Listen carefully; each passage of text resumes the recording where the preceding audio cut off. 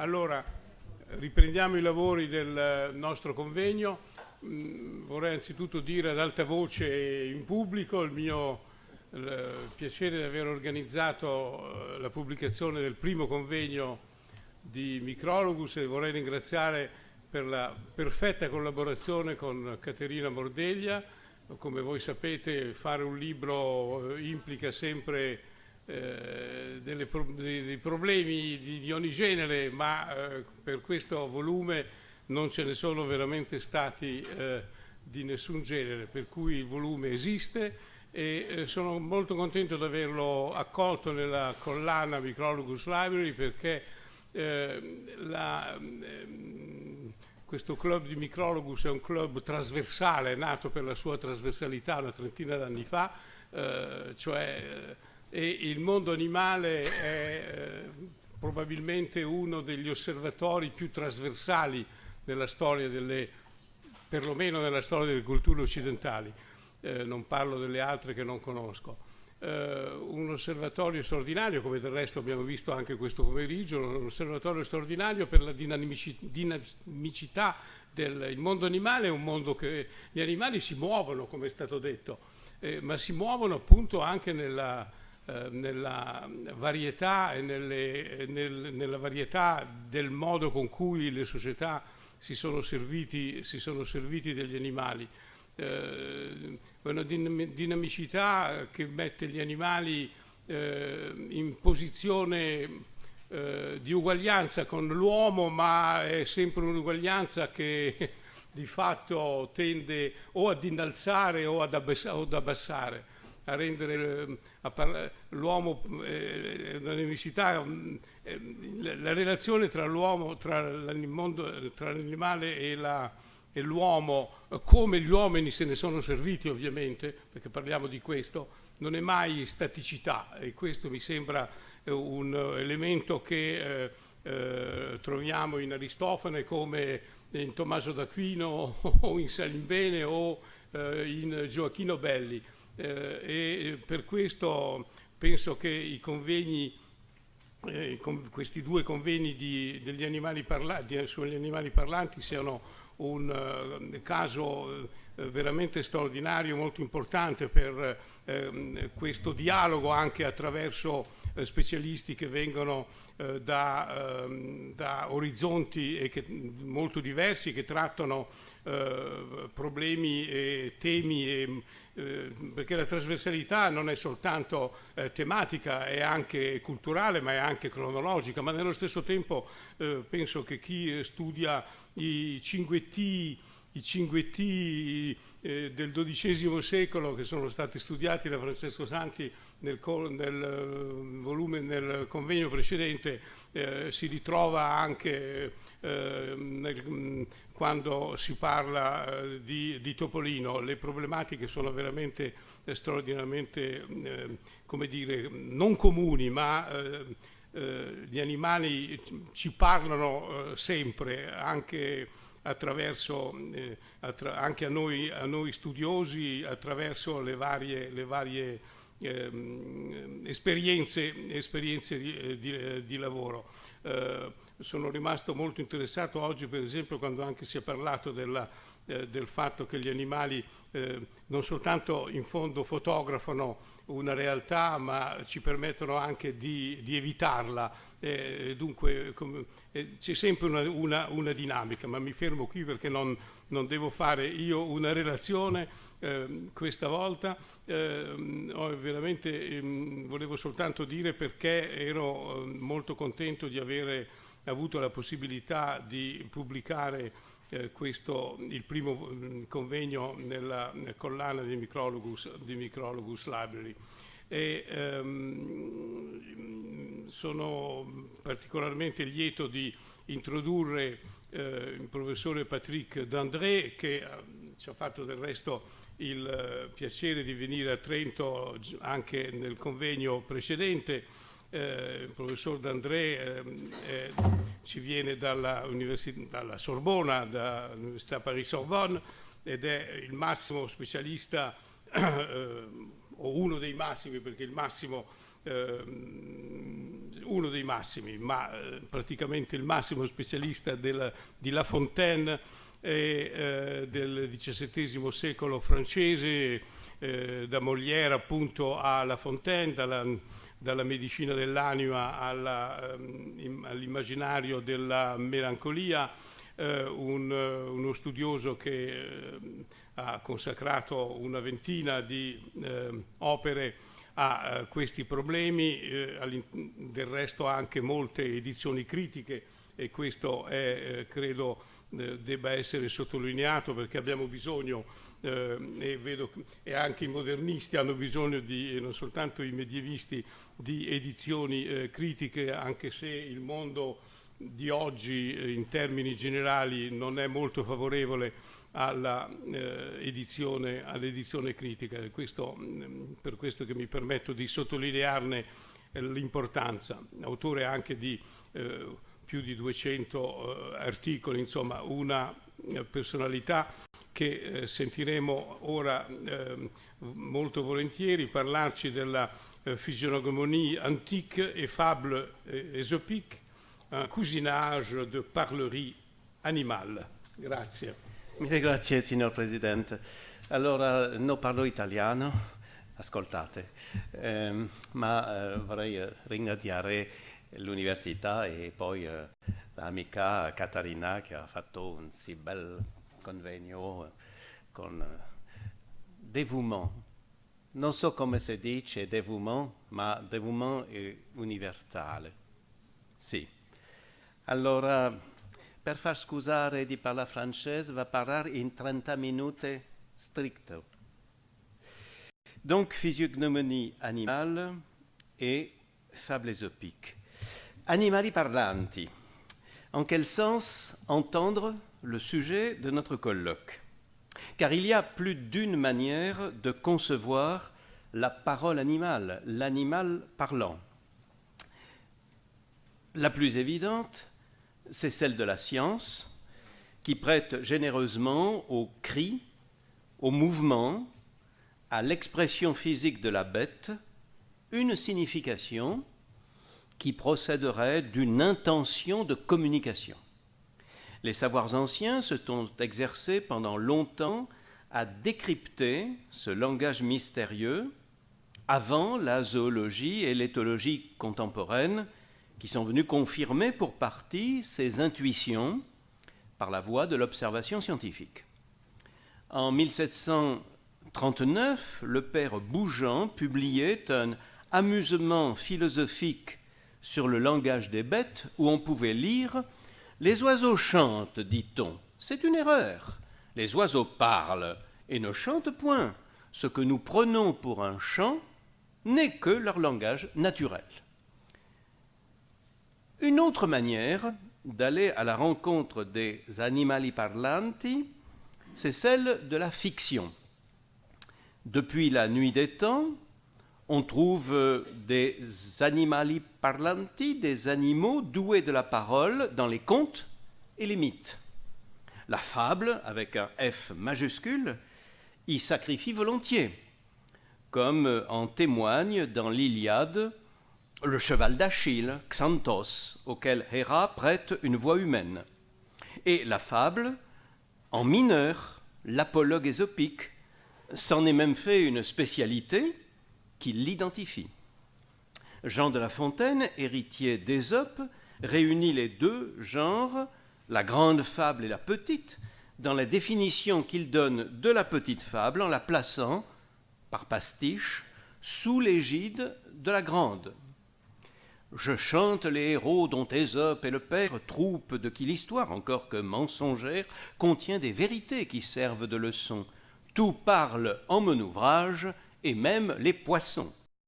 Ce qu'ils disent s'adresse à tous tant que nous sommes, je me sers d'animaux pour instruire les hommes. Au milieu de ces vers, pointe la troisième modalité d'octroi de la parole aux animaux, le rôle de truchement de la vérité et d'instruction morale dévolue aux bêtes, nous rappelle que pendant longtemps, dans les bestiaires, dans les armoriaux, les apologues ou les emblèmes, les animaux furent, sinon doués de langage, du moins agents d'un langage qui prenait le détour du symbole animalier pour parler aux hommes par image.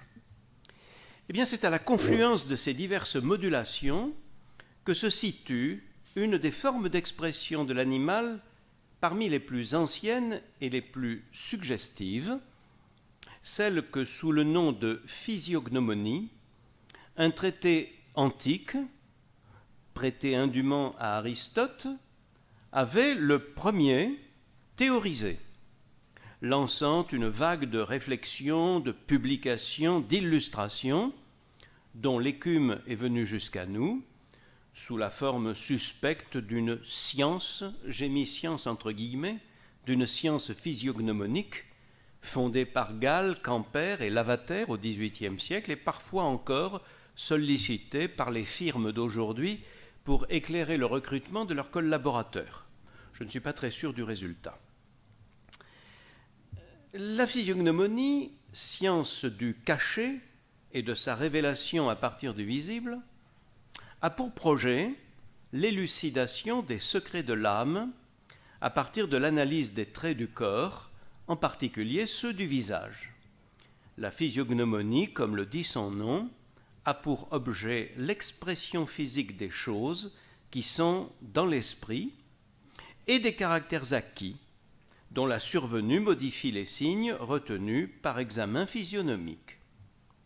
Entendons que ce savoir, à la fois théorique et pratique, analyse la manifestation par et sur le corps, premièrement, des mouvements circonstanciels et deuxièmement, des caractères permanents de la vie intérieure en dégageant et en interprétant leurs signes extérieurs pertinents.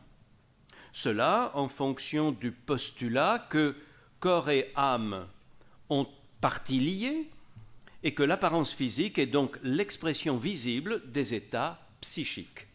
À dire vrai, déterminer les signes physiques des mouvements psychiques circonstanciels et éphémères, sans grand intérêt par eux-mêmes, parfaitement explicites, sans l'aide du physiognomoniste, sert surtout à déceler les signes qui révéleront les traits permanents du caractère, lovés, eux, dans le mystère de l'esprit et de l'âme. Un homme en colère aura, dans l'instant de sa fureur, les yeux brillants, le sang au visage, les lèvres serrées. Vous notez le charmant enfant que j'ai ici représenté. Tous ceux qui ont eu l'occasion d'enseigner savent que ce sont des élèves redoutables. Cette modification du visage est explicite et patente. Dès lors, les mêmes signes inscrits de manière permanente sur un visage identifieront le sujet comme colérique par nature.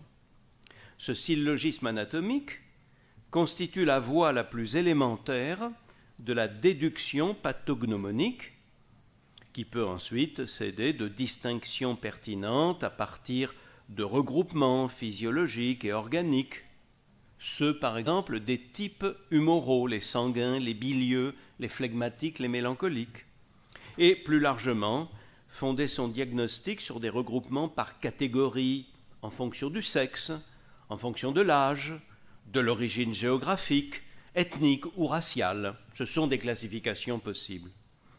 Mais ces groupements, vous le voyez, sont encore tous intérieurs à l'espèce humaine. Or, il pouvait être tentant d'étendre l'analyse aux animaux, répartis en espèces zoologiques bien identifiées. En effet, d'un côté, l'anatomie a observé le parallélisme relatif entre la structure physique et organique du corps animal et du corps humain. Et d'autre part, la coutume, fondée sur l'observation ou la tradition, d'attribuer aux bêtes des traits de mœurs ou de caractère anthropomorphique, avait établi un répertoire de la psychologie propre à chaque espèce. Je ne sais si on peut parler d'une psychologie, en tout cas des traits de mœurs propres à chaque espèce animale, selon une répartition spécifique et intangible. Alors évidemment, cela invite à définir une technique physiognomonique qu'on qualifie communément de zoologique et qu'il faudrait dire à la fois analogique et comparative.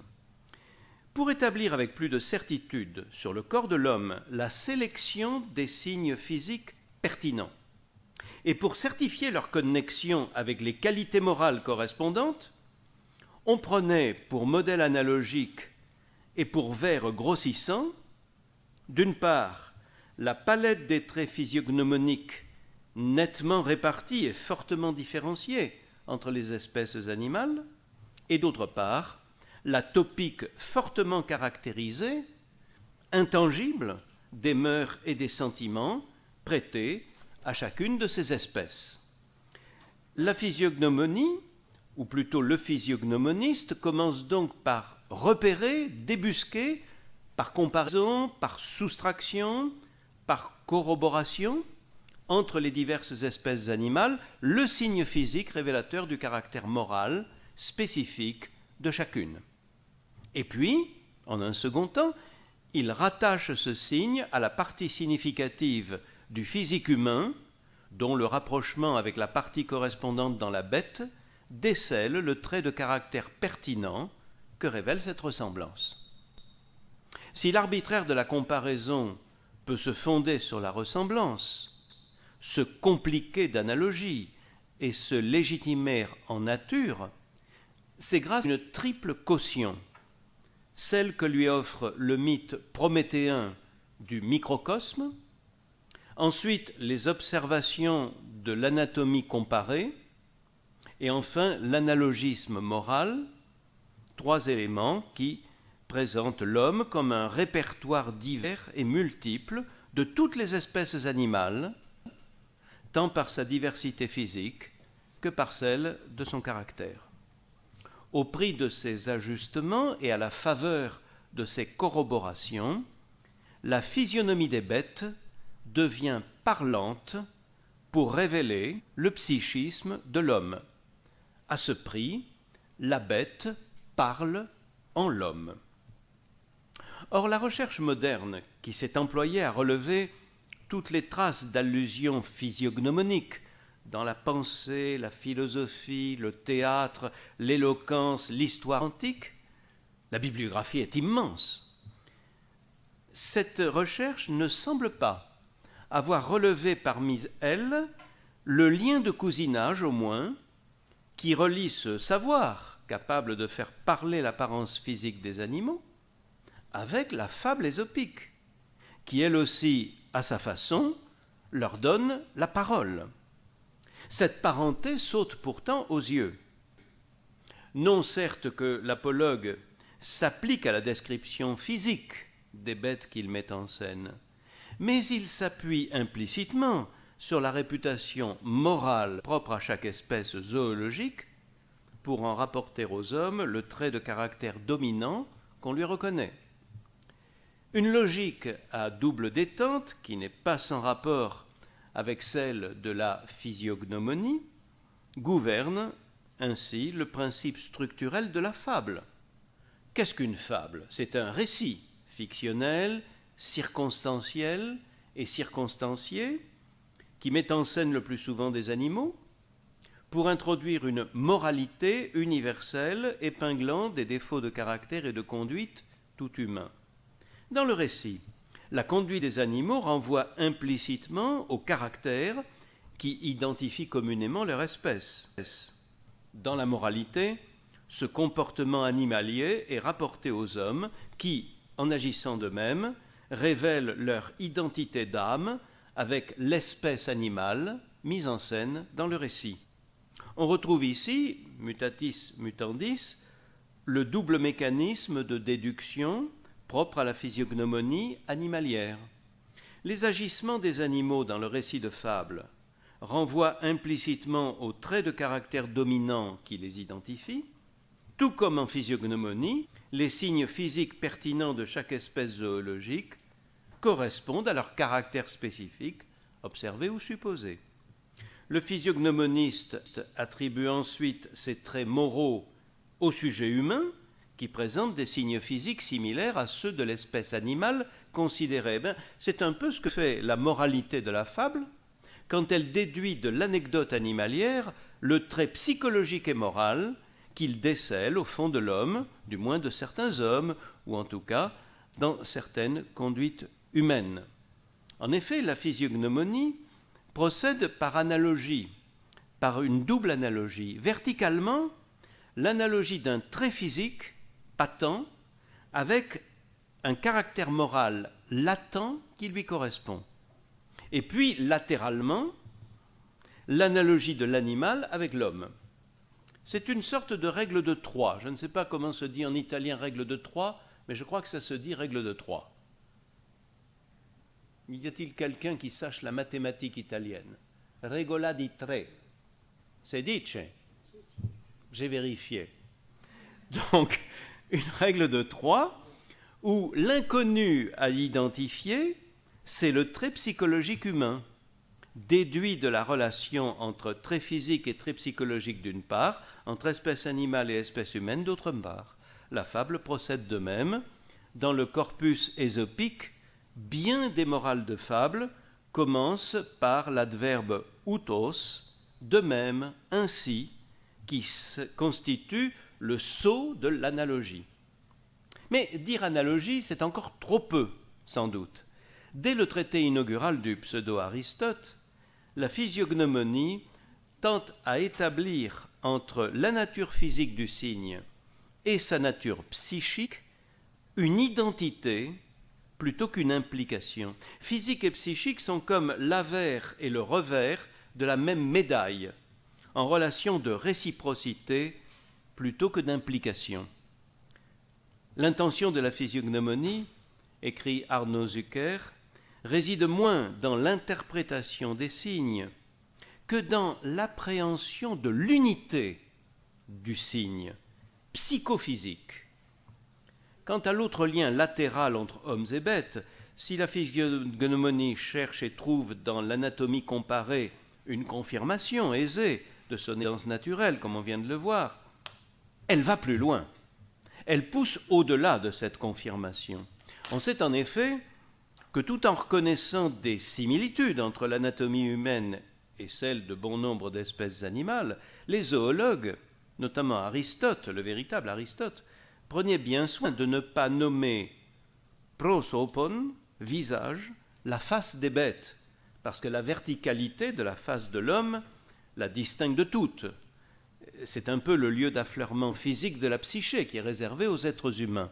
Or, les traités de physiognomonie n'ont pas cette pudeur. Ils utilisent sans embâche le terme prosopon pour qualifier la face du bœuf ou du chat, signe que la physiognomonie exploite et radicalise l'anatomie comparée en adoptant, et je reprends les mots de Zucker, un principe de convertibilité généralisée. Or, cette convertibilité entre physique et psychique, entre humanité et animalité, la fable y souscrit tout autant, tout en l'exprimant d'une autre façon, à sa manière, selon son génie. La fusion, la confusion et même la fusion entre humanité et animalité, elle l'incarne dans l'hybridité des acteurs du récit. Car les personnages de la fable animalière ne sont nullement des animaux, contrairement d'ailleurs à ce qu'on dit couramment. Ce sont des hybrides qui mélangent dans leur nature zoologie et anthropologie, qui mêlent des instincts et des agissements de bêtes à des appétits, des calculs et des comportements humains. Preuve patente, ils parlent et ils se parlent. Les acteurs de fable sont, dans notre culture, les animali parlanti peut-être les plus anciens et les plus persistants que la fiction ait imaginés depuis la nuit des temps. Et non seulement leurs paroles, garantes de leur hybridité, opèrent le passage latéral de l'animalité à l'humanité, première étape du raisonnement physiognomonique, mais c'est par leur discours aussi, par leurs paroles vives, que se réalise la transposition, la conversion de ce que l'on voit dans ce qui est caché, du patent dans le latent, du physique dans le psychique. En les entendant parler, nous connaissons leur âme. C'est la seconde phase du processus de convertibilité. En effet, comme le fabuliste ne se soucie qu'occasionnellement du physique des animaux qu'il met en scène, l'opérateur qui va lui permettre de passer du physique de l'animal à son caractère, avant de transposer analogiquement à l'homme ce processus de traduction, ne peut plus être le signe biface anatomique au recto et au verso qu'utilise la physiognomonie. Ce signe, qui propulse l'animal en lettres d'un alphabet moral, est remplacé par les fabulistes, remplacé par un autre réseau de signes, également bifaces et bifides, les signes de la parole, physique en ce qu'elle est sonore, psychique en ce qu'elle est signifiante. Par ces mots, l'animal de la fable ne se contente pas de parler, il épingle et révèle, à travers son mode d'expression audible et ostensible, un trait de caractère, scellé et invisible. À lui, tout autant qu'à la physiognomonie, pourrait convenir la définition d'Anaxagore, opsis ton adelon ta phainomena. Les choses apparentes offrent un regard sur ce qui est invisible. Le langage n'est-il pas l'expression physique de la pensée, sonore à l'avers, psychique et intellectuel au revers?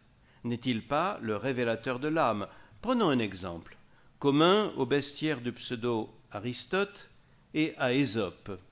Je veux parler du renard, auquel le Moyen-Âge français consacrera un roman, lui aussi tout tissé de convertibilité. Le renard a pour trait distinct le poil roux et le museau effilé. Chasseurs et fermiers le savent et le réputent rusé. Eh bien, l'homme roux au nez pointu sera donc porté à la cautèle. C'est un raisonnement de physiognomoniste. La fable ésopique le sait, mais elle ne le dit pas.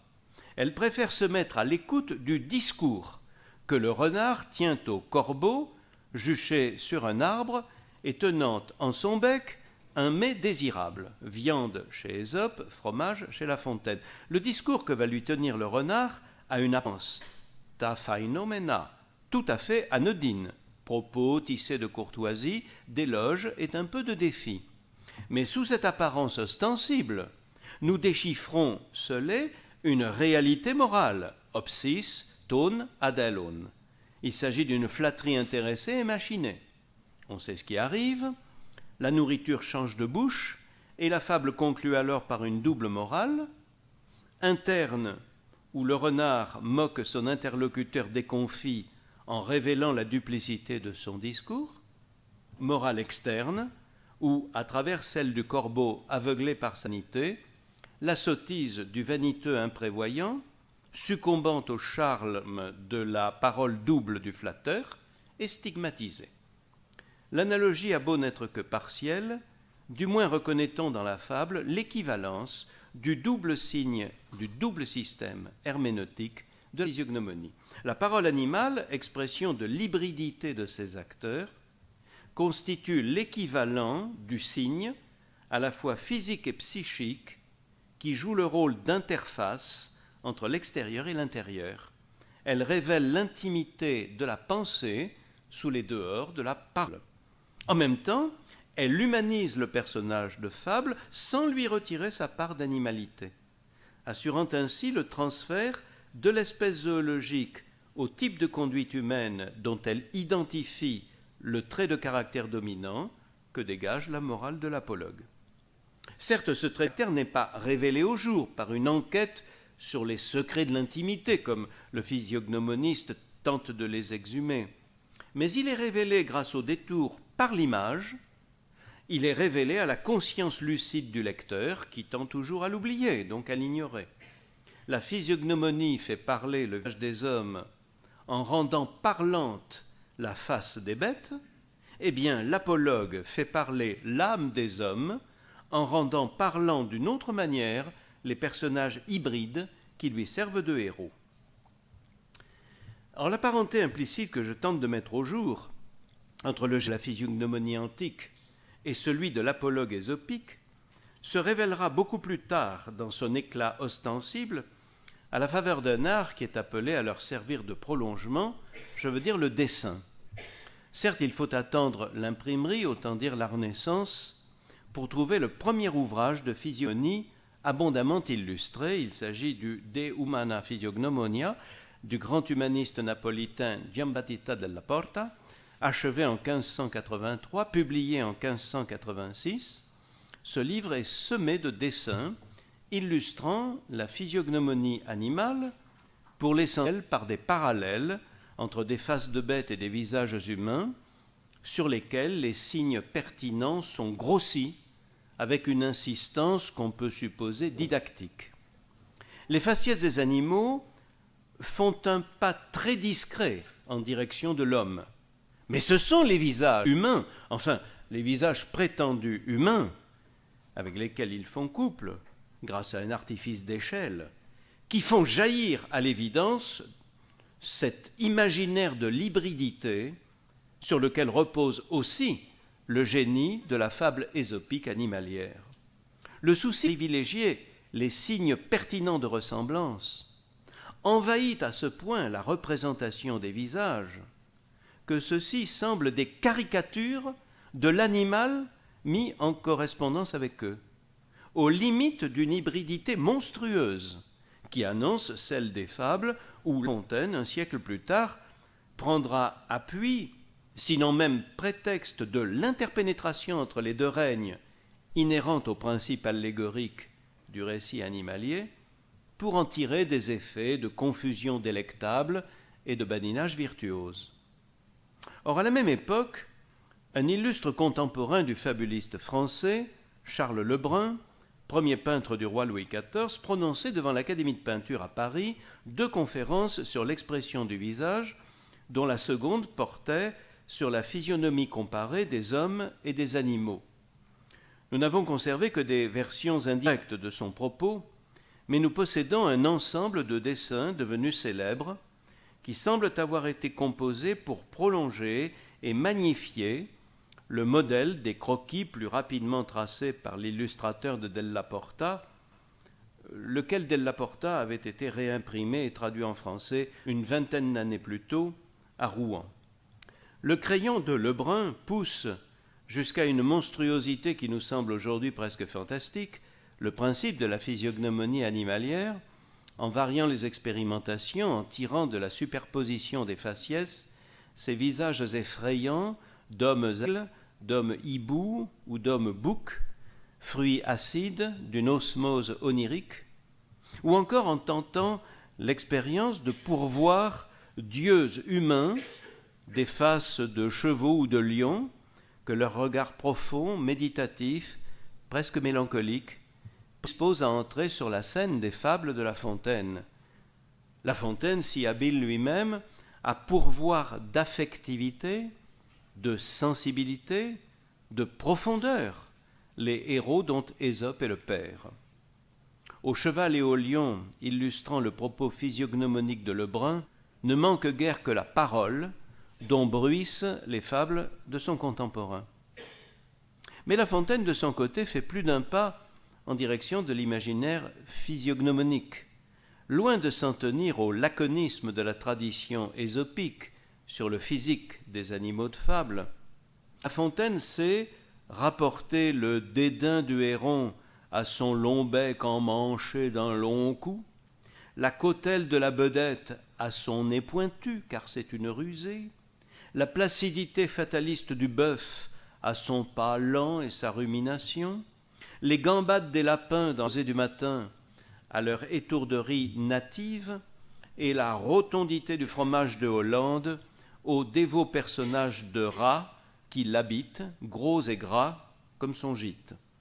Autant de silhouettes restituées à l'imagination du lecteur par un coup de crayon allusif à peine appuyé, suggérant chez les animaux ainsi croqués par le poète des raisonnements, des conduites, des mœurs conformes à leur physique.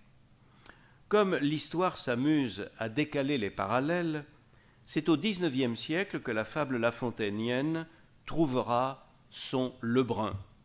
L'hybridité animaux du petit théâtre des fables, c'est le crayon de Granville qui le concrétisera en effet, en affublant de costumes, droit tirés de sa garde-robe, les animaux du fabuliste, en les plaçant en situation de marchands, de juges, de dînes, de promeneurs du temps de Louis-Philippe, tout en respectant l'anatomie animale de leur corps, les traits de leurs mufles, la courbe de leur queue. La physiognomonie, elle, sera partie vers d'autres rêveries, à prétention scientifique, sinon même positiviste. Ainsi vont les discours mitoyens, jamais faits en phase, mais toujours en connivence par quelques points. De la rencontre entre fable et physiognomonie, autour du thème fantastique des animali parlanti, on pourrait dire ce que Montaigne écrivait à propos de ses essais. Mes fantaisies se suivent, mais passées de loin, et se regardent, mais d'une vue oblique. L'oblicité et l'hybridité, ce sont des figures voisines, partageant le génie de la confusion et de la traverse. Aussi bien, la parole n'est-elle pas une effraction, loi du cri? L'humanité n'est-elle pas une exception à la loi du vivant? Le psychisme n'est-il pas une entorse à la loi de l'instinct? Eh bien, de la même façon, la parlerie animale vit et prospère dans les espaces d'action, ceux du rêve et de l'imaginaire, ceux des savoirs hantés sur l'illusion, comme la physiognomonie, ceux des genres masqués de morale pour autoriser la fantaisie, comme la fable. Leur parenté secrète tient à cette connivence. Je vous remercie.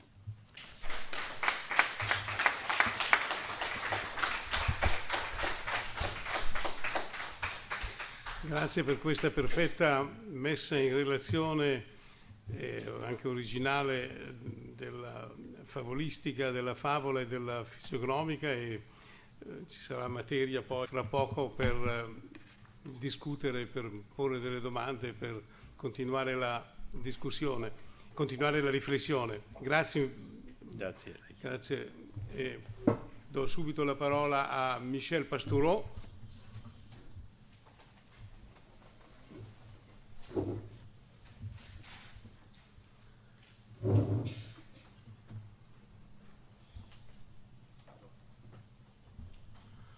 Dunque è un grande piacere anche personale di potervi presentare Michel Pastoureau, che è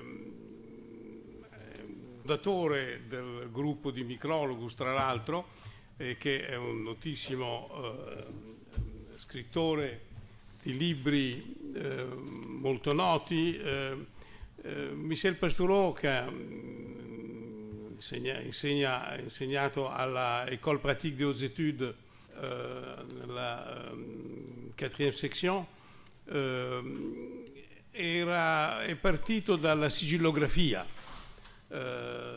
partito dai sigilli, dopo aver studiato all'École des Chartes, partito dalla sigillografia e poi è andato in due grandi direzioni. Uno è il mondo animale, uno dei primi suoi libri che hanno conosciuto un grande successo, appunto è il mondo animale nel Medioevo, e poi la seconda grande itineranza che lo occupa ancora molto in questi mesi e continuerà ancora ad occuparlo, sono i colori. Dal blu, forse la prima grande scoperta è quella del blu, e poi il rosso, il verde, eccetera. Insomma, la storia dei colori, i colori in una riflessione, naturalmente in una ricostruzione di lungo respiro che parte dal Medioevo ma che apre su una cronologia ben più vasta. Questa stessa cronologia e questa stessa apertura lo si trova naturalmente anche in un altro libro molto importante, quello sull'orso, che è in fondo la storia di un duello tra l'orso e il leone. L'orso perde la guerra con il leone per diventare il re degli animali. Gli passo la parola per il tema che ha scelto oggi per noi, la voix du corbeau au fil du temps, des mythologies antiques aux fables modernes. Grazie Agostino. Mi dispiace molto, ma anche devo parlare francese, ma parlerò lentamente. Contrairement aux autres intervenants du colloque, j'ai choisi, moi, de présenter un animal parlant dans la longue durée et pas à un moment précis. Donc on va aller de la mythologie antique jusqu'au cinéma contemporain avec cette voix du corbeau. Je me limiterai à la culture occidentale, mais si je débordais vers d'autres cultures, les résultats ne seraient pas différents. On s'apercevrait que non seulement le plus bavard, mais même l'animal le plus bavard pour l'histoire culturelle, c'est le corbeau. À toute époque, dans tout contexte, il parle plus que les autres.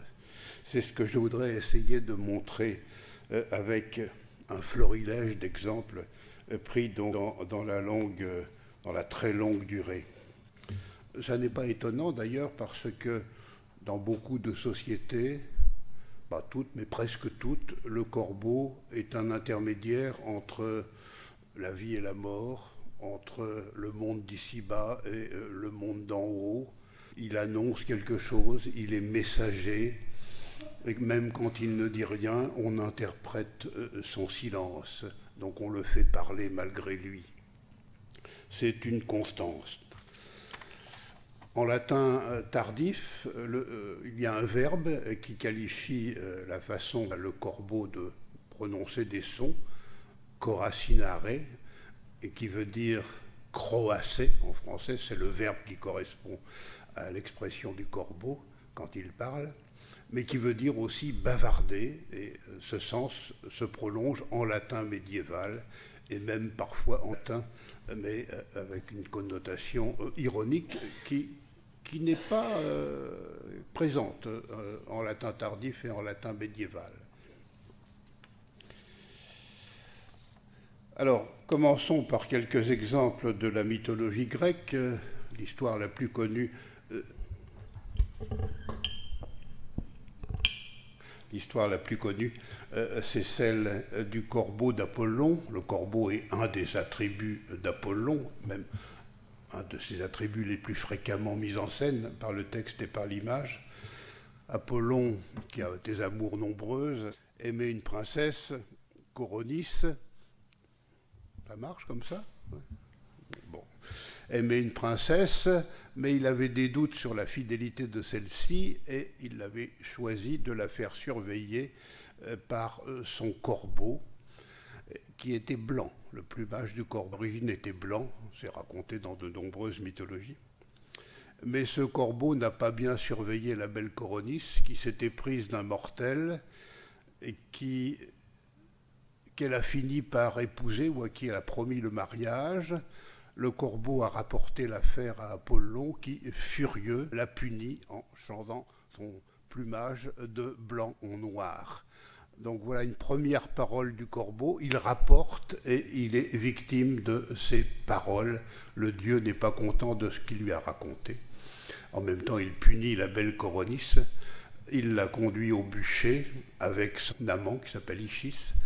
Et au dernier moment, comme elle est enceinte de ses œuvres, il sort du ventre de la princesse l'enfant, Esculape, Asclepios, qui sera le fils préféré d'Apollon et le dieu de la médecine, comme vous le savez. Un autre âge lié à la légende d'Athéna fait du corbeau une victime de son propre bavardage. Avant d'avoir une chouette pour attribut, Athéna aurait eu une corneille. À l'origine, c'était une jeune fille qui était aimée de Poséidon. Poséidon, c'est le grand ennemi d'Athéna. Et pour sauver la jeune fille, elle l'avait changée en une corneille blanche, ici encore. Puis on avait fait sa compagne, mais cette corneille, particulièrement bavarde et moqueuse, comme le sont les corneilles, avait irrité tout l'entourage d'Athéna. Finalement, la déesse s'en est débarrassée a changé le plumage de la corneille de blanc en noir et l'a remplacé par la chouette qui est devenue son principal emblème animal, et la corneille s'est trouvée dégradée. Donc voilà un deuxième exemple où le corbeau victime de sa parole, ici une parole qui vient de lui-même et qui est tout à fait négative. On ne trouve rien de semblable dans d'autres mythologies. Dans la mythologie germano-scandinave, la mythologie nordique, il y a des corbeaux, c'est même probablement avec l'ours l'animal le plus valorisé par la mythologie scandinave. Et le dieu Odin, qui est le principal dieu du panthéon nordique, est entouré de tout un bestiaire, mais les animaux les plus importants sont 2 corbeaux qui ont des noms propres, Hugin et Mun, la pensée et la mémoire, qui parcourent le monde et qui, chaque soir, viennent rapporter aux dieux ce qu'ils ont vu ou ce qu'ils ont entendu par la parole. Les images montrent ces 2 corbeaux, le bec tout proche de l'oreille du dieu, et on lui parle, qui lui raconte ce qu'ils ont vu. Ce sont des corbeaux qui rapportent, comme le corbeau d'Apollon, mais ici, le dieu, au contraire, en est très content. Et on trouve la même chose dans le panthéon celtique. D'ailleurs, entre les Celtes et les Germains, le cousinage est très très étroit. Et un des plus grands dieux celtes, sinon le plus grand, Lugh, a pour attribut soit une corneille, soit un corbeau. Quand c'est une corneille, elle a un nom propre, Bran, qui fait exactement la même chose. Elle parcourt le monde et elle vient raconter aux dieux ce qu'elle a vu. Les corbeaux parlent parfois trop. On trouve des traces de ces corbeaux parlants jusque dans les sagas, à l'époque des Vikings, où plusieurs fois l'auteur, en général anonyme, nous raconte comment les avant-proue des bateaux vikings, ou les bannières des bateaux vikings, les enseignes, représentent un corbeau parlant qui guide le pilote en disant de faire attention à gauche, de faire attention à droite. On a encore ici un corbeau bavard. Si on quitte les mythologies, pour les encyclopédies, on va rencontrer Pline, qui dans son histoire naturelle est d'une part un grand ami du corbeau, et de l'autre très bavard lui-même sur le corbeau. C'est un des animaux vedettes de l'histoire naturelle, pas sur le livre 10 consacré aux oiseaux, mais dans plusieurs autres livres de l'histoire naturelle, qui est quand même un des textes fondateurs de la culture occidentale. Et Pline insiste sur la possibilité qu'ont les corbeaux d'imiter non seulement l'humaine, mais beaucoup de cris d'autres animaux, notamment, nous dit-il, ceux des loups et des renards. Il précise ces 2 grands ennemis du corbeau. Il explique qu'on peut apprendre à un corbeau de s'exprimer en imitant le langage humain, donc, et que les auteurs qui l'ont précédé, et il en cite un certain nombre, distinguent 64 inflexions dans la voix du corbeau.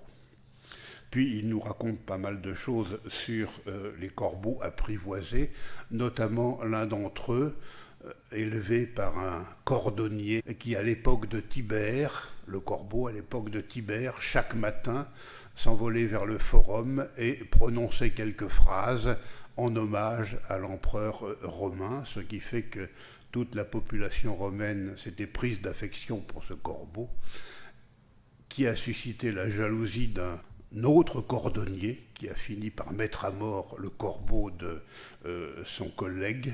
Ça a suscité un grand émoi et, nous dit Pline, on a fait des funérailles quasiment nationales pour ce corbeau bavard et respectueux de l'empereur. Mais Pline est surtout sur les affaires de divination et fait du corbeau une des vedettes des animaux à partir desquels on tire un certain nombre de présages ou d'informations sur le futur. Il nous explique, il le fait pour d'autres animaux, comment il faut observer le vol des corbeaux, le comportement corbeau vis-à-vis de la nourriture, les entrailles du corbeau une fois qu'on a ouvert son corps. Ça c'est banal parce que ça existe pour d'autres animaux, d'autres oiseaux comme le coq par exemple. Et puis la voix du corbeau, alors là, il nous apprend beaucoup de choses sur ce qui doit être observé pour tirer des informations sur l'avenir, le rythme de cette voix, est-ce qu'elle est haute ou est-ce qu'elle est grave ou basse, est-ce qu'elle dure longtemps, est-ce qu'elle a une intensité particulière, bref, de la divination en écoutant les cris, les chants, les paroles supposées prononcées par le corbeau.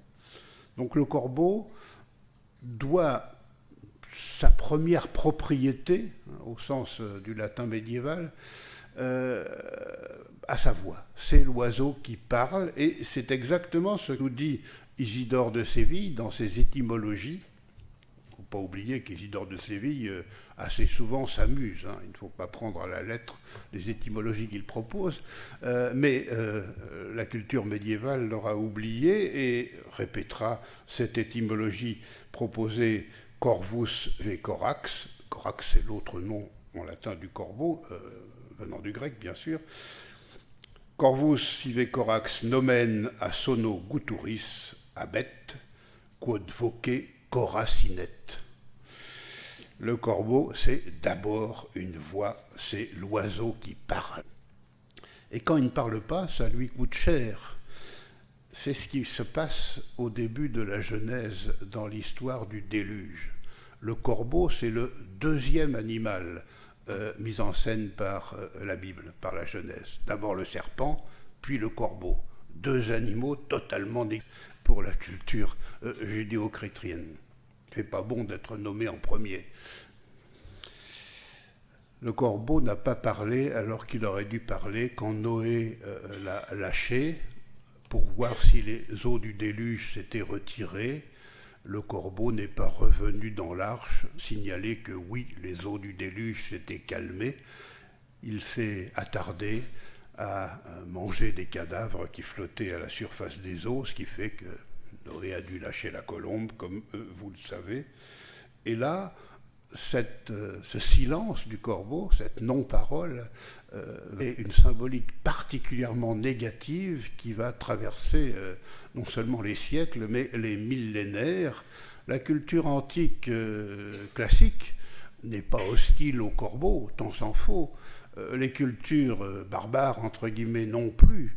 Mais à cause de la Bible et à cause de l'épisode de l'Arche, le corbeau va être systématiquement pris en mauvaise part par la culture chrétienne médiévale, moderne et même contemporaine, pourrait-on dire. C'est ce qu'on lit chez saint Augustin. Saint Augustin est non seulement le père de la symbolique médiévale, mais un grand ennemi des animaux, comme s'il avait peur des animaux. C'est constant chez saint Augustin, cette méfiance envers les animaux, et c'est particulièrement un grand ennemi du corbeau, en qui il voit l'homme pécheur qui repousse à des dates ultérieures, en tout cas au lendemain, ou plutôt au lendemain, sa conversion, sa confession, et pour ce faire, il interprète les cris poussés par l'oiseau, crasse, crasse, c'est ce que Augustin entend, et à mon avis, il est le premier à entendre crasse, crasse, demain, je me confesserai demain, je me convertirai demain, pas aujourd'hui. Ça revient plusieurs fois dans les confessions, ça revient également dans plusieurs commentaires d'Augustin sur les psaumes. Ça va être répété par d'autres pères de l'Église, puis par les commentateurs des pères tout au long du Moyen-Âge. Cette idée que le corbeau remet à demain sa rencontre avec Dieu, en quelque sorte. Mais il y a quand même une exception qui est particulièrement savoureuse chez un auteur du IXe siècle, Raban-Mort. Un auteur que j'aime beaucoup, abbé de Fulda, archevêque de Mayence, a été l'élève d'Alcuin, a beaucoup écrit, et notamment une encyclopédie compilée dans les années 840, De Universo. Il parle des animaux. Au chapitre du corbeau, il explique qu'Augustin se trompe. Ce n'est pas le corbeau qui dit crasse, crasse, c'est le vautour.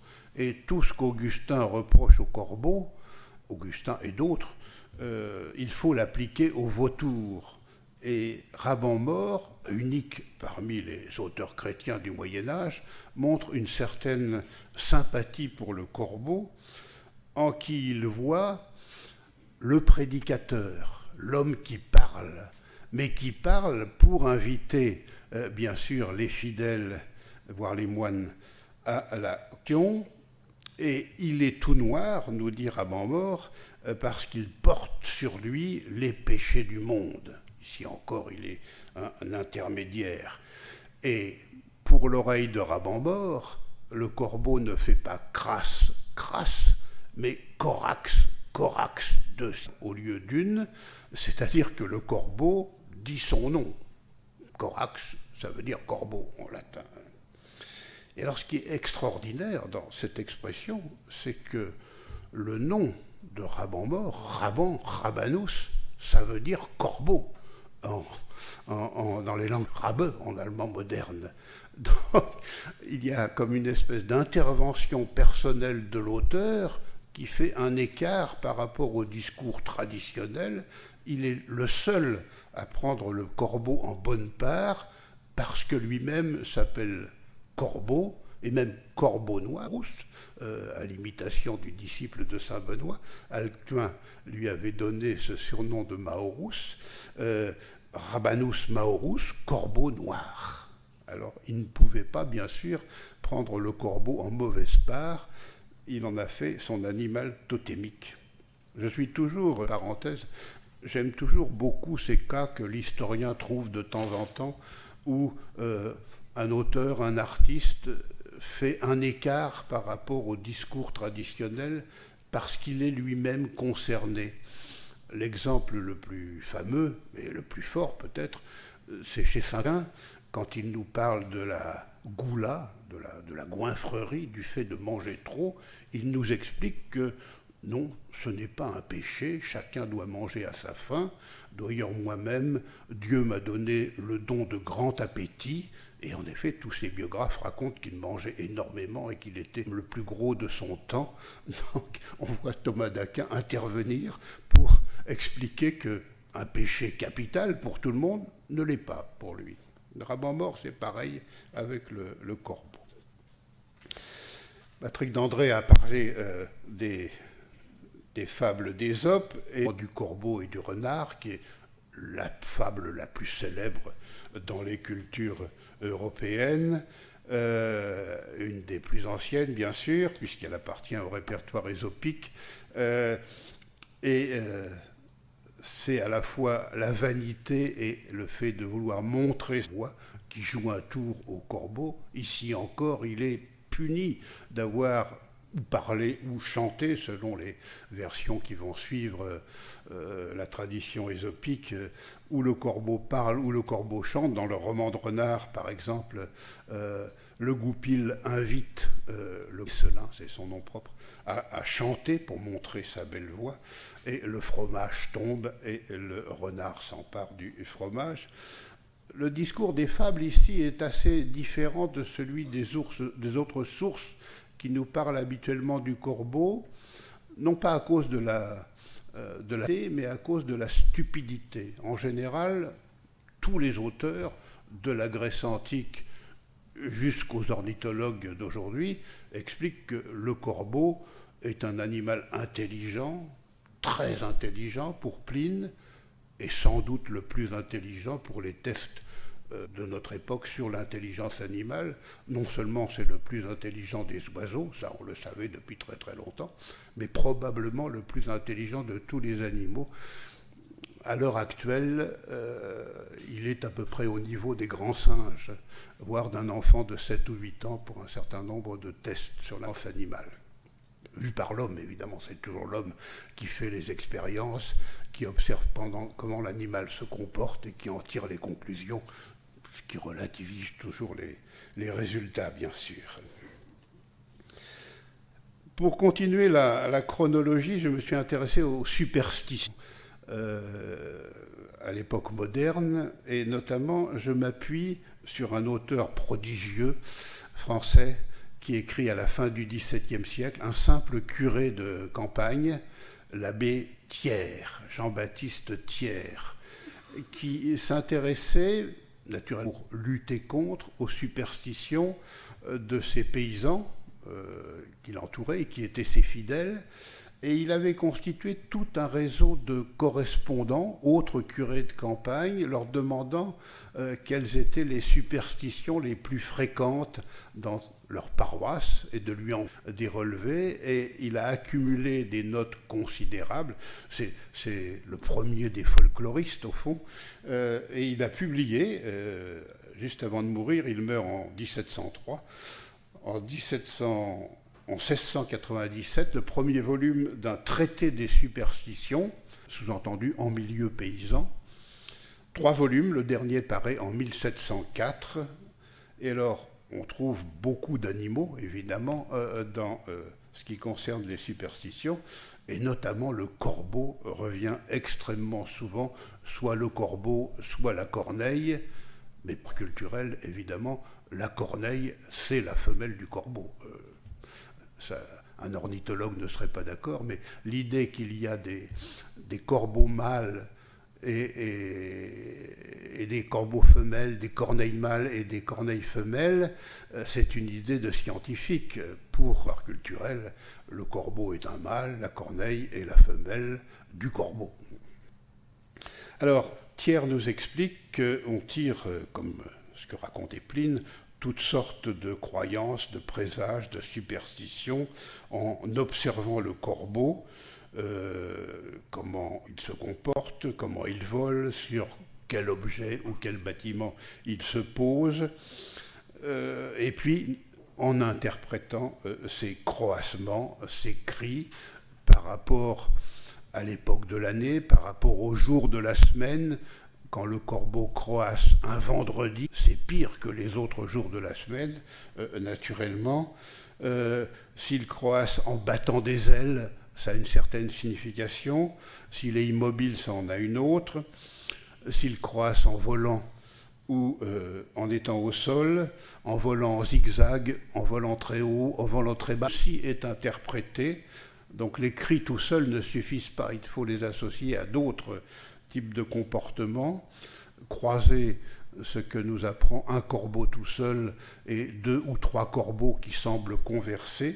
Donc il nous livre beaucoup d'informations et elles ont fonction d'interpréter le futur, soit un futur banal, la météorologie, est-ce qu'il va pleuvoir, est-ce qu'il ne va pas pleuvoir, soit un futur beaucoup plus grave, est-ce qu'il va arriver des malheurs à telle personne, à telle famille, à telle paroisse, beaucoup plus large, catastrophes naturelles, guerre, épidémie.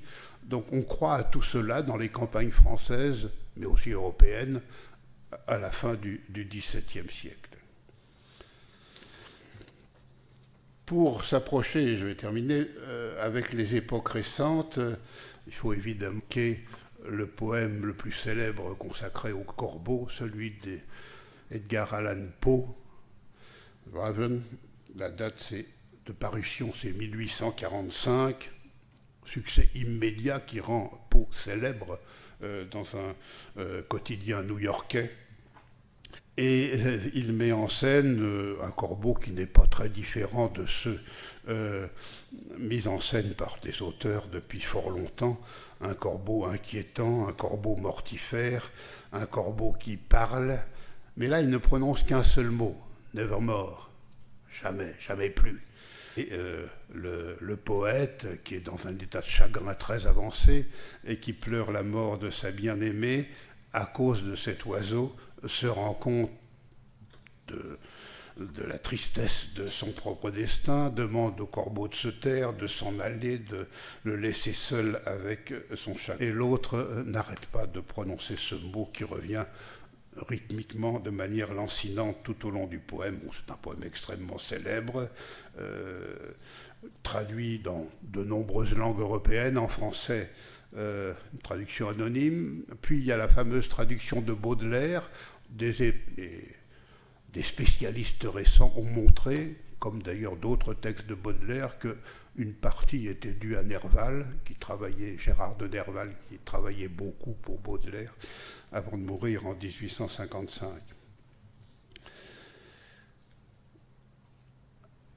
En France, Corbeau peut avoir différents sens figurés, notamment désigner un certain nombre d'outils, dans les autres langues européennes également, mais il y a un sens qui me semble propre au français, je ne sais pas s'il existe en italien, je ne crois pas, c'est parler d'un corbeau pour désigner un dénonciateur, un auteur de lettres anonymes ou de coups de téléphone anonymes. Est-ce que corvo en italien peut avoir ce sens? Oui, ah oui, alors, oui. En allemand, non. Rabeux, jamais. Alors, en français, il est l'usage de dire que c'est à cause d'un film célèbre qui s'appelait Corbeau, qui a été tourné et diffusé pendant la guerre en 1943, film d'Henri-Georges Clouzot, et qui mettait en scène une enquête sur un auteur de lettres anonymes qui, dans une petite ville, répandait des rumeurs, insultait tout le monde et créait un climat effroyable de délation. Le film a été très mal jugé à la fin de la guerre, comme si l'auteur donnait une image des Français absolument dépréciative, tournait très très long la vie quotidienne des Français sous l'occupation. Et cet auteur de lettres anonymes, dans ce film, signe ces lettres Le Corbeau. Et alors on croit souvent en français que le sens figuré du nom de l'oiseau, pour dire un auteur de lettres anonymes, c'est 1943. Mais il y a bien des exemples antérieurs dans le répertoire du XIXe siècle. On trouve déjà ce sens-là. Alors pour l'italien, je ne sais pas. En tout cas, en français, il me semble que l'origine de ce sens figuré, de corbeau, vient des pratiques de vénerie, de chasse au renard. Et il est déjà attesté dans des traités de chasse du XIVe siècle. Quand les chasseurs à cheval poursuivent le renard et qu'ils ont perdu la trace du renard, ils n'ont qu'à lever les yeux au ciel, parce que le corbeau est souvent là, qui suit en l'air la chasse et suit le renard, et donc il dénonce l'endroit où se trouve le quadrupède au sol, malgré lui ou exprès, puisqu'entre corbeau et renard, il y a beaucoup d'animosité, mais ça a créé en moyen France de corbeaux dénonciateurs. Enfin, pour terminer, je voudrais, puisqu'on est en Italie, évoquer Pasolini et son film de 1966, Uccellacci et Uccellini, en français des oiseaux petits et gros, avec un corbeau très bavard, sentencieux, moraliste, qui accompagne les deux personnages principaux, Toto et Ninetto, dans leur espèce de voyage initiatique, qui leur fait la morale, qui leur raconte des exemples au sens médiéval, des épisodes de la vie de Saint François. Et on a naturellement beaucoup écrit sur ce que pouvait représenter cet oiseau, Pasolini lui-même, ou un intellectuel de gauche désabusé. Mais ce qui est magnifique dans ce film, c'est qu'à la fin, les nages, excédés par ce corbeau bavard et moraliste, le tue et le mange. Une sorte de rituel totémique, dans un sens, je prends ce mot dans un sens galvaudé, et qui est une transgression particulièrement forte. Pasolini le savait, mais l'animal le plus tabou à manger dans les cultures occidentales, c'est le corbeau. Je connais un beau texte du 8e siècle. Ce sont un chroniqueur qui raconte comment des missionnaires qui partent évangéliser dans la Thuringe profonde s'aperçoivent que les barbares germains mangent vraiment des choses épouvantables. Alors ils font la liste de tous les animaux que les Germains mangent et ils écrivent au pape pour lui dire: on ne peut pas tout interdire, qu'est-ce que terre ? Et le pape répond, surtout pas de corbeau. Ça, c'est vraiment le pire de tout. Ça nous dit beaucoup sur le statut de cet animal bavard qu'on ne mange pas, sauf de manière symbolique. Merci à tous.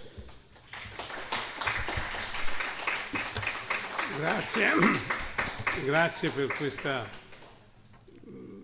incursione molto ampia anche nel tempo. E per quanto riguarda il corvo, in italiano esiste, anzi quando sotto Benedetto XVI c'è stato il suo segretario che ha mandato informazioni ai giornali, è stato definito il corvo del Vaticano. L'ultima domenica di gennaio il Papa, da molti decenni ormai, ha la tradizione di lanciare una colomba, e in quello stesso periodo in cui c'era questo Gabriele, segretario di questo corvo del Vaticano, il giorno in cui Benedetto XVI lancia la colomba, c'è un corvo che scende dal tetto del Palazzo Vaticano e aggredisce la colomba, ed è una foto che si può vedere in Google facilmente, dunque il corvo del Vaticano. Grazie. Io apro subito la discussione perché abbiamo pochi minuti ma abbastanza per discutere. Si Monsieur D'André veut venire. Apro subito la discussione.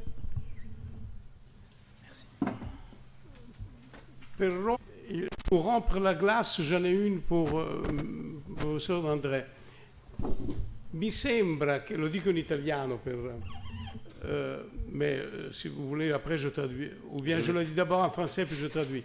Non, il me semble que entre la fable qui est, comme vous avez bien expliqué, hybride dans le sens zoologique et anthropologique, et la physiognomonie qui met en scène, surtout la physiognomonie en relation avec l'animal, mais sur le plan iconographique, il me semble que cette hybridité crée non pas du tout comment est-ce qu'il faut dire ça, une convertibilité, mais une fracture. Parce que, comme vous avez dit, une des deux images risque de devenir caricaturale. Elle n'est plus elle. Elle est fonctionnelle dans la fable. Dans la fable, c'est pas pareil. Il me semble che mi sembra dunque, solo per dire la domanda, che nella fisionomica iconografica quasi sempre quando si vedono le immagini questa fusione o questa relazione tra umanità e tra umano e animale si rompe in qualche modo, perché uno dei due diventa un po' caricaturale. Mi sembra che ci sia qualcosa che non funzioni. Il me semble qu'elle est pragmatique, c'est-à-dire, on le voit avec Lebrun, qu'il fait des tentatives pour voir ce que donne un œil humain sur un visage animal. C'est-à-dire qu'il s'agit de franchir une frontière, il s'agit en somme de pervertir la relation bien scindée et séparée entre deux ordres pour voir ce qui en sort de l'être humain. Alors c'est exactement ce que fait la fable, qui essaie elle aussi de passer dans le monde animal. Pour quelle raison? Pour mieux faire comprendre, connaître, entendre ou réentendre des vérités humaines. Elle a donc un caractère, alors peut-être pas, mais La Fontaine en a tiré une virtuosité badine, un jeu d'esprit. Et donc, sans qu'il y ait caricature, il y a amusement. Amusement d'une cigale qui vient parler en termes bancaires à une fourmi qu'elle prend pour une usurière, tout en demandant à manger des vermisseaux et des bouts de... Donc cette hybridité frappante que le dessin peut orienter dans le sens de l'insolite, du caricatural peut-être, mais je trouve surtout de l'insolite. Ça fait moins rire que ça n'inquiète. C'est une étrangeté. Et il y a dans la manière dont la bouleverse nos habitudes par le passage dans le domaine animal, puis la retranscription en termes humains, des effets que l'on peut appeler effets de décalage, que j'assimilerais à ceux, puisque je suis dans un autre pays que le mien et que je parle une langue qui n'est pas la vôtre, à ceux de la traduction. et de traduction, de ces langues intermédiaires, de ces interrogations que l'on peut trouver sur des mots qui n'ont pas été bien traduits et d'où sont sortis des erreurs. Je pense à ce que Barbara Cassin signale souvent, c'est que dans la Bible, Ève n'est pas sortie de la côte d'Adam, mais elle est sortie à côté d'Adam. Mais l'action a créé une tradition, et il est vrai que nous, les historiens, nous aimons beaucoup les erreurs, parce que c'est toujours plus intéressant que les vérités. Heureusement qu'Abélard a dit elle n'est pas née derrière. Donc elle est égale à l'homme. Prego.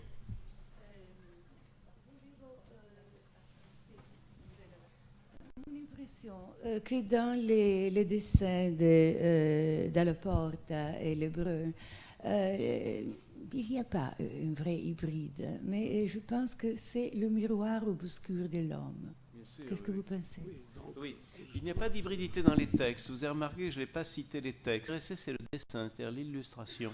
Et on le voit avec Lebrun, sa théorie est une théorie physiognomonique normale, mais dans le dessin, il tente des expériences. Pourquoi? Parce que le dessinateur est un homme d'imagination qui est tenté par la superposition des calques. Et un dessinateur est toujours frappé de la superposition qu'il peut avoir de l'image d'un homme et d'un animal sur un homme. Il y a des êtres qui appellent cela. Et je dirais donc que la plume est plus rapide, peut-être, enfin le crayon est plus rapide que la plume de ce point de vue. Alors, effectivement, il n'y a pas du tout hybridité dans le domaine de la physiognomonie théorique. Il y a une hybridité qui s'inscrit dès que ce sont les dessinateurs ou les moralistes qui s'en emparent. Et il va y avoir chez les moralistes aussi cette tentation de l'osmose. J'aurais tendance à dire que dans les savoirs qui ne sont pas les savoirs scientifiques, toute comparaison est grosse d'une analogie, voire d'une... C'est une espèce de péril et en même temps de grandeur de l'esprit humain. Oui, vous voyez, cette superposition. Mais enfin, je parle sous votre contrôle, parce que ça, il me semble que c'est une chose que vérifient les travaux que vous faites, cette tentation de l'osmose à la place du parallèle. Oui, il y a un problème général, c'est celui qui fixe quelque chose, alors que le discours, le texte est ouvert et pluriel. Les psychologues, quelquefois, disent que les livres pour enfants sans images sont bien plus riches que les livres pour enfants avec images, parce que l'image arrête le discours. Donc c'est un peu il faudrait que Lebrun ait eu la possibilité de faire du dessin animé, par exemple, pour montrer quelque chose de dynamique et des possibilités plus riches que ce qui est fixé par le seul dessin ou la gravure. Oui, on le trouve chez Lavater quand il parle d'une grenouille et qu'il arrive à Apollon pour montrer l'évolution. Oui. Et là, on a des effets Darwin et on a l'impression que le dessin a anticipé la pensée et qu'il y a eu une espèce de sensation de cette évolution. Prego.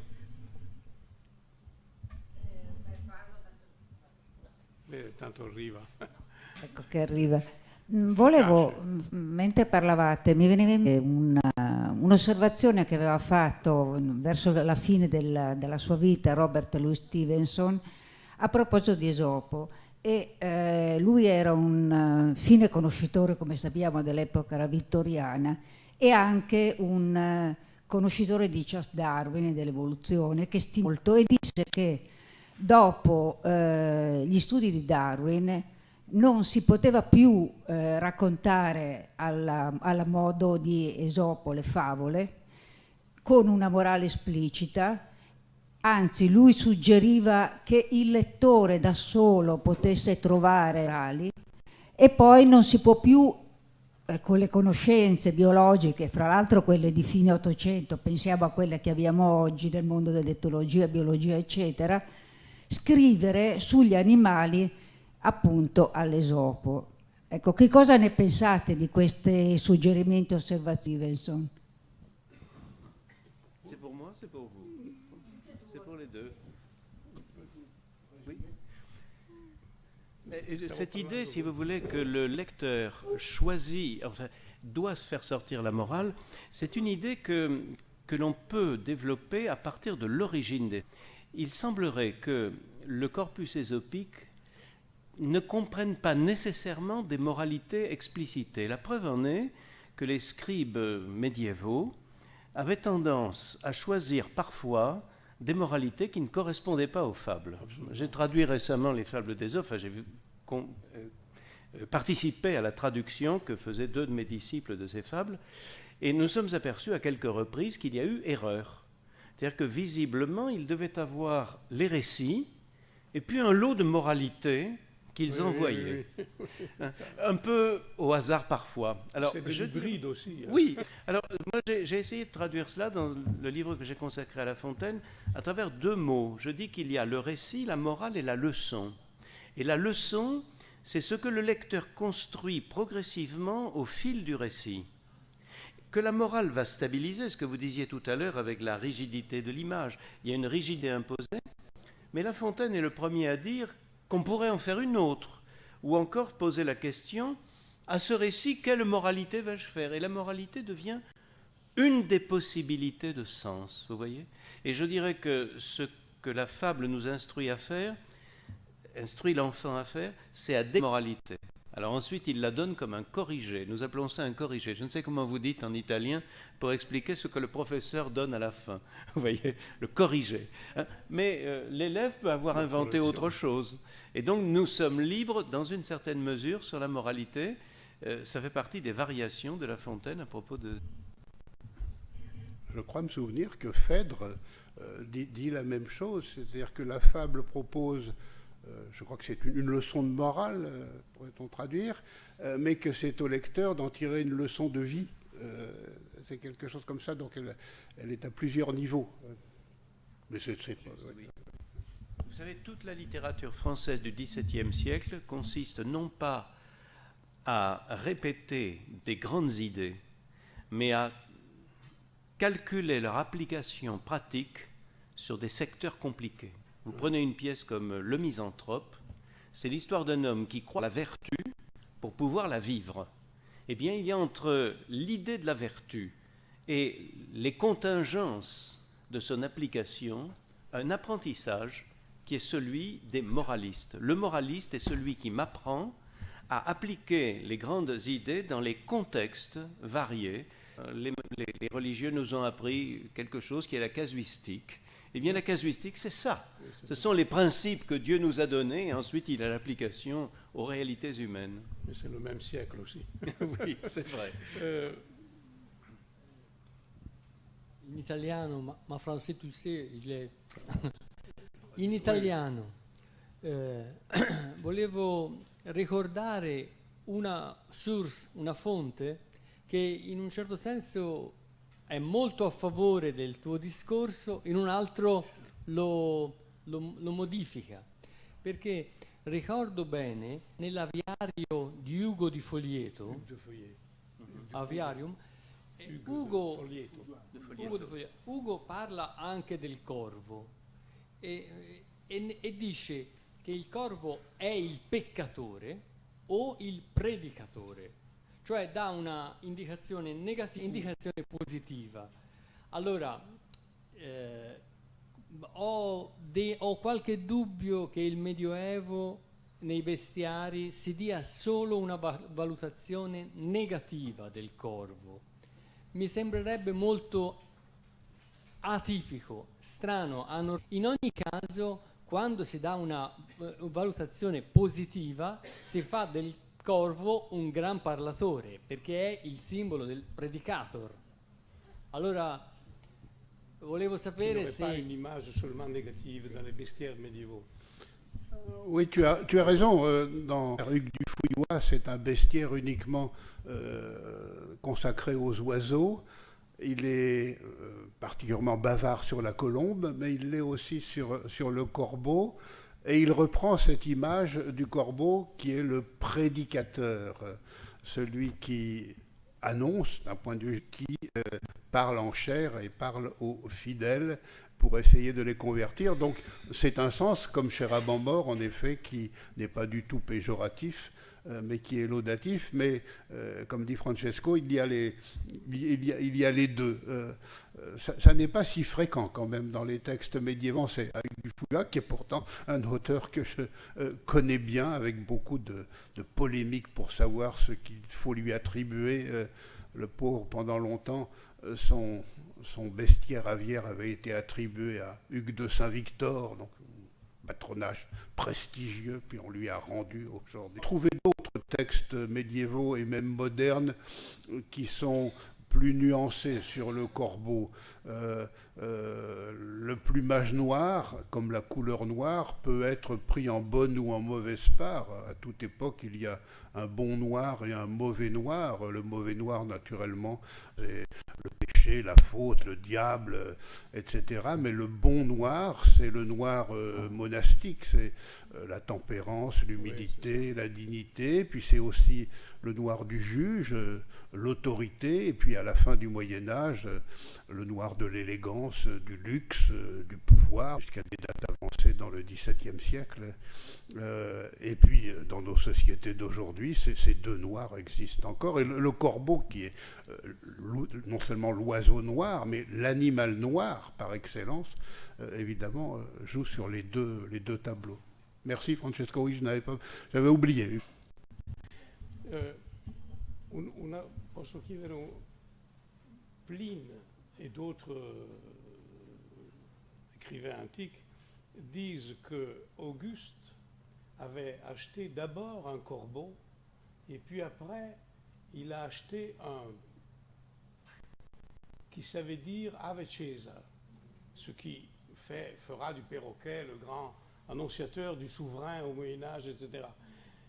Donc il y a une compétition entre les deux, parce qu'il n'était pas content, il n'était pas assez content du corbeau, il était très content du perroquet, que le corbeau devrait parler mais ne parle pas, et le perroquet parle plus, je ne sais pas.